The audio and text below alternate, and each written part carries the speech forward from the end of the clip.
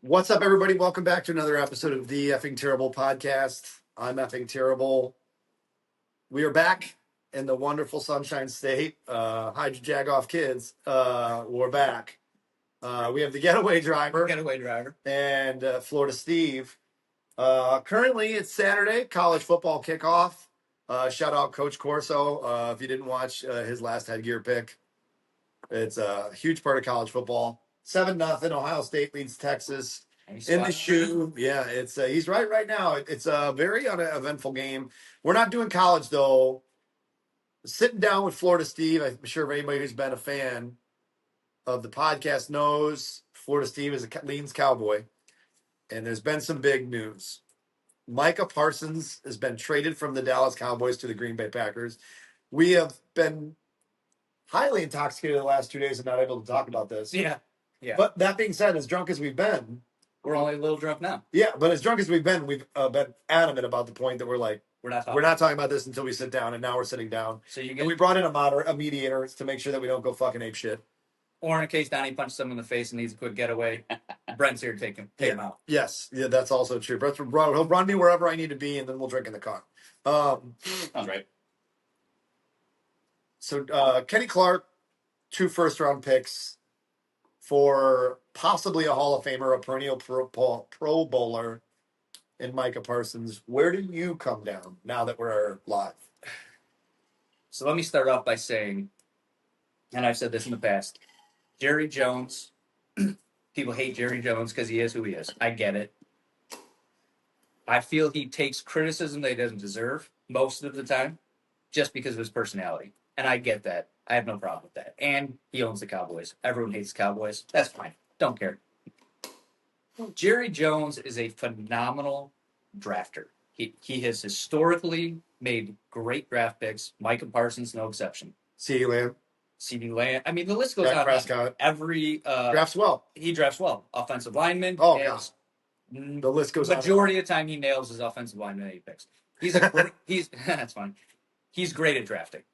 What he's terrible at, and I have said this for years, he waits too long to get deals done. Yeah. He did it with Dak. He did it with CD. He did it with Zeke. He does it consistently from the 90s on. He waits and waits and waits till the price tag goes up. And he doesn't, and people say, oh, you overpaid for Dak. He didn't overpay for Dak. He paid what Dak was worth at that time. He just waited for the market to get way out of hand, and then he had to pay him that. And that's why we had Brent jump in, because we were on the couch just talking about this.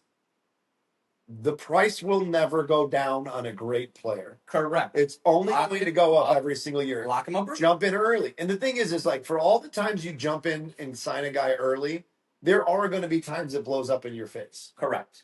But the amount of times it blows up in your face signing him early, as opposed to the amount of times it blows up in your face when you wait too long, are less. It's better to jump early.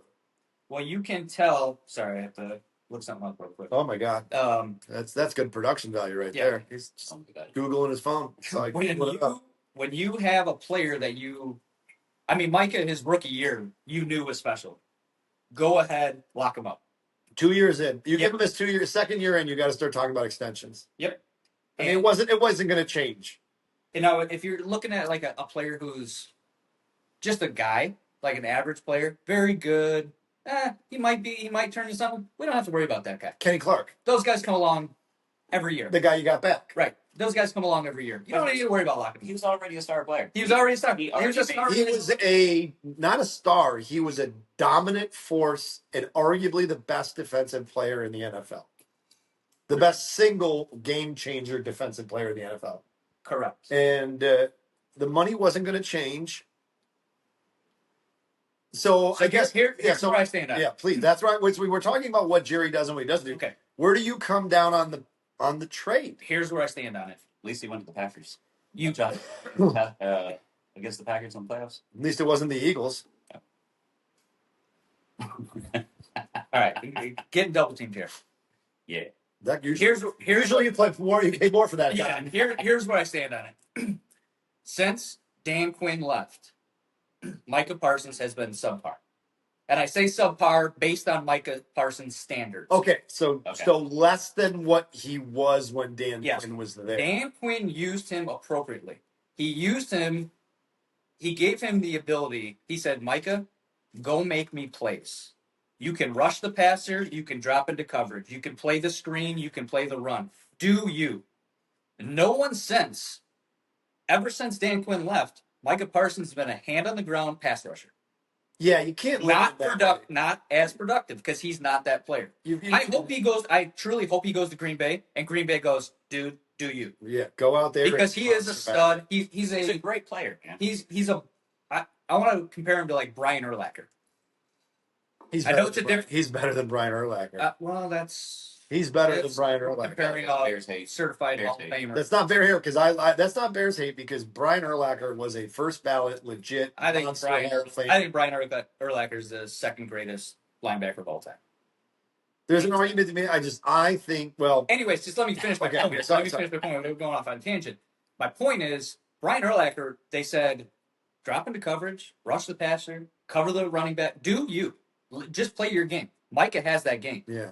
He hasn't been playing that game. His defensive coordinators have not allowed him to play that game in the last 2 years, and his production has gone down. Is he still a great player? Absolutely. The Packers got a phenom. At 26 years old. Yes. Here's the thing. You weren't going to sign him. They offered him a boatload of money. They offered him 40 is what they said. 40 for 5.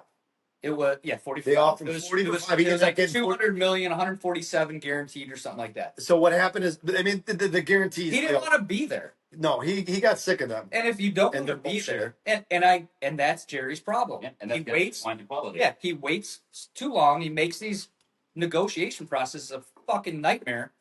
Players don't want to put up with that bullshit, especially a phenom. Like, he knows what he's worth. He's going to get paid by anyone. So why put up with the bullshit if you can get paid by anyone? And he's going to Green Bay, who has a great team. They have a very good team this year. There's a lot of people in a season where there's really not, with the exception of, I don't feel like the Eagles lost a lot. But the Eagles are the NFC. Yeah. Everyone else has a puncher's chance. And now the puncher's chance got real good. Just went up. Yeah. Yeah, because if I told you that the NFC Championship game somehow ended up being the Eagles and the Packers, and Micah Parsons had 6 sacks and a sack fumble, for a touchdown, and they won the game by a touchdown, like, that's believable. Sure, he's that player. He could be that guy. I mean, that's a big game, but okay, 4 sacks and then a touchdown. Yeah. Like, that's believable for that defense. Sure. And this is what we were just talking about. We talked about this because we were talking about how absolutely fucking terrible the Bears are and how fucking stupid their fans are. But great teams build from the trenches out. And the 100%. Thing is why the Cowboys have never been a bottom-dwelling, like, because they always have lines. Because they always have trenches. Yep, like, they're always lines. At the very minimum, you're going to have a really good offensive line. And, like, the thing is your defensive line, while getting rid of probably arguably the best pass rusher in the NFL, is still going to be good. It's still going to be good. It's going to be tolerable. Mm-hmm. They're still going to be okay. Yeah, they still have a secondary. They've never really tanked. No, they don't. But they draft so well, it doesn't really matter. Yeah, which is why I personally, people are like, oh, you're going to lose your mind because this. I'm like, I'm not. He didn't want to be here. You offered him a boatload of money. He didn't want it. Okay, move on. You got 2 picks and a player back. I trust Jerry Jones to draft. So 2 first-round picks to me is gold. It's gold. Yeah, I agree. And the thing is if they would have done this a little faster, in a long time I thought, I don't know how the Cowboys weren't making a move like this and then immediately picking up the phone and calling the Cincinnati Bengals for Trey Hendrickson. But it's a little late now. Trey Hendrickson got 1 year. Yeah, he signed. So he'll be a free agent next year. But I'm saying, like, when this was a holdout, if this trade gets made, but that's the a month ago. But that's the delusion in Jerry Jones' mind because it's worked out for him so many times in the past that it's worked out for him so many times in the past where he's able to sign the player. Not overpay him. Pay them what they're worth at the time. You spend more money on the guy, but it's worked out. He's gotten his players signed. This one didn't work out because Micah was like, I don't want to do this. He dug in just as hard as Jerry Jones did. Yeah. And he's good like, for Micah. yeah, Good for Micah, because quite honestly, he's in a better situation. I hate to say it, Get but that money, man. Make that not only make the money, but also win a Super Bowl this year. the thing I like about it Because too, I love the idea of a Packers Super Bowl winner. You want to know why? Because it will drive Bear fans fucking nuts. and here's what I really like that Micah did.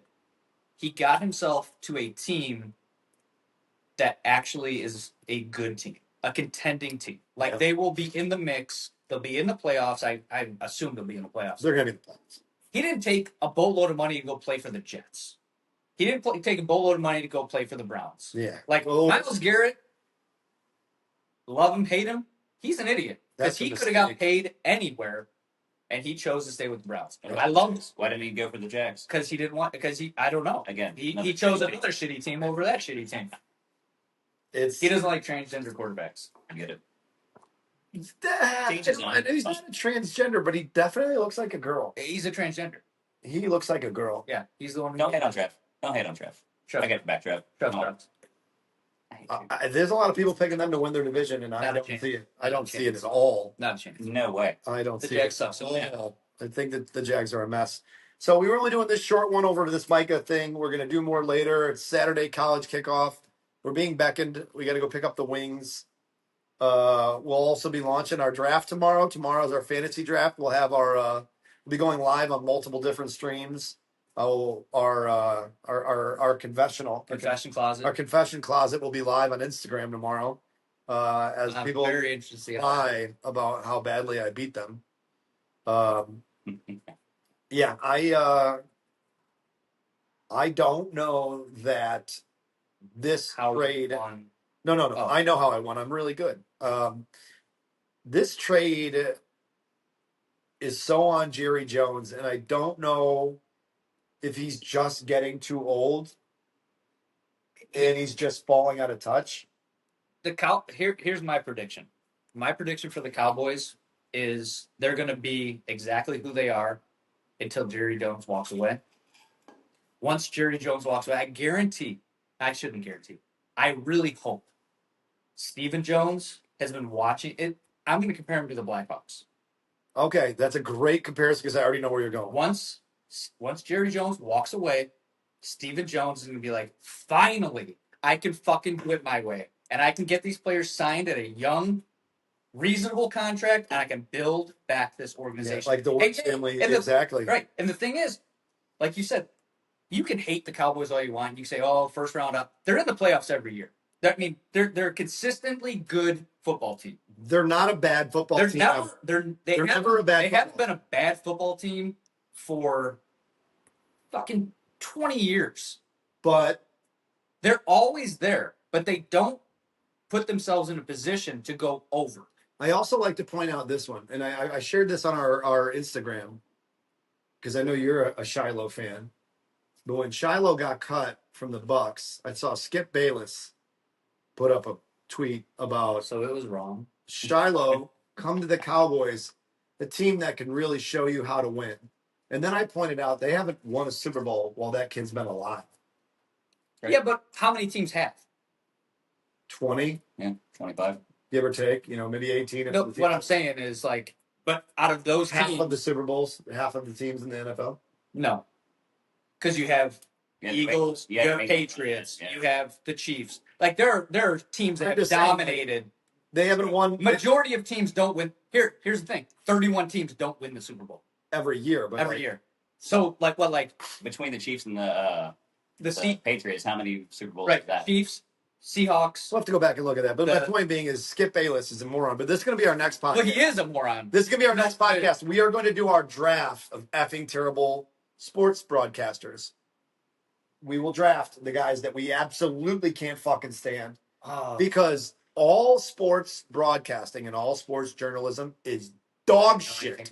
It's garbage. They're all fucking terrible. And I'll give you a little bit of an example of what I'm talking about. ESPN 1000 the other day, as I was driving to the airport, said, yeah, you can get the Bears to win the division at 6-1. That's a good value bet. There's no fucking chance on earth the Bears win the NFC North. They're dog shit. Their organization is dog shit. And saying that it's a good value buy because the numbers are good, that's like me betting, hey, I got good odds that the world's going to blow up in the morning, so I'm going to throw some money on it. It's probably not going to blow up in the morning, but I got good odds. Also a bad bet because you'll be dead. Yeah, exactly. So it's a dog shit bet. You'll never Hey, come back. hey, I got an idea. Let's bet that the Bears win a World Series this year. Probably not going to happen, but that's okay. But the odds are good. But the Bears won the manager sweepstakes. And you know what? If that guy could throw and catch and block and punt and do all, actually, that's not true. They always have a good punter. They do have a They good only that cost guy them- gets work. It only cost him a second round pick. Yeah. But yeah, fuck all sports journalists. That's why we make money. Yeah, a coach. That's why we have this, is because they're so fucking bad at their jobs. Yeah, coach isn't going to make a difference there. Yeah, so, all right. Stay tuned. Check us out on Instagram. We'll be live tomorrow for our fantasy football draft confessional closet. We'll also be live on TikTok, streaming our draft. We'll probably go live again later as we get more and more drunk during college football. 100%. We're going to keep this going. Yeah, keep it going. Here's my Stay tuned. Here's my pick. Here's my bet. My bet of the week. Lock it in now. Micah Parsons wins Defensive Player of the Year. Oh, yeah, that's fair. Fair. Now, if you follow my betting, you'll see that I lose 99% of the time. Yes. You might not want to make the bet, but I think that's a lock. We always. I think he's But also, I think he is going to be so pissed off, dialed in. He's going to. Oh, he also gets to play the Bears twice. Yeah, that's helpful. Yeah, with no left tackle. with no left tackle. Yeah. So, but also, please stay tuned for our new podcast, Fading Florida Steve, where we bet the exact opposite of what Florida Steve bets. Absolutely, that's what you do. I did bet Notre Dame to win today. So. Oh no. The fuck.